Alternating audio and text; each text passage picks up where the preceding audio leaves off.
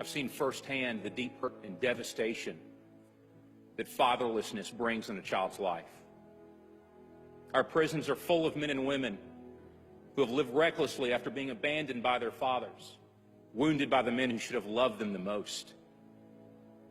Many of these children now follow the same pattern of irresponsibility that their fathers did. While so many mothers have sacrificed to help their children survive, they were never intended to carry the weight alone.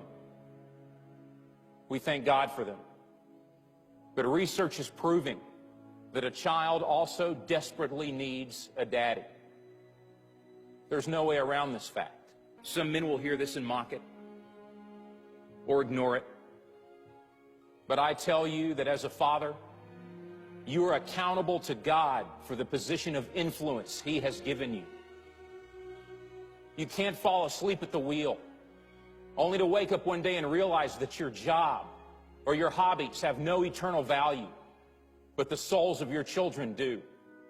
But there are some men who, regardless of the mistakes we've made in the past, regardless of what our fathers did not do for us, will give the strength of our arms and the rest of our days to loving God with all that we are, and to teach our children to do the same.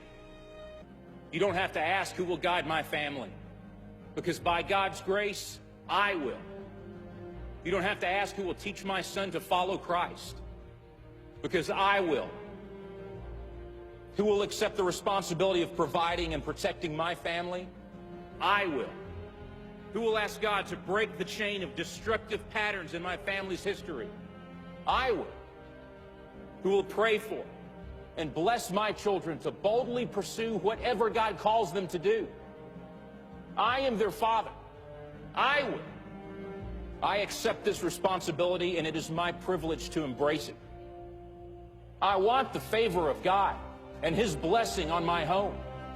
Any good man does. So where are you, men of courage? Where are you, fathers who fear the Lord? It's time to rise up and answer the call that God has given to you, and to say, I will. I will. I will.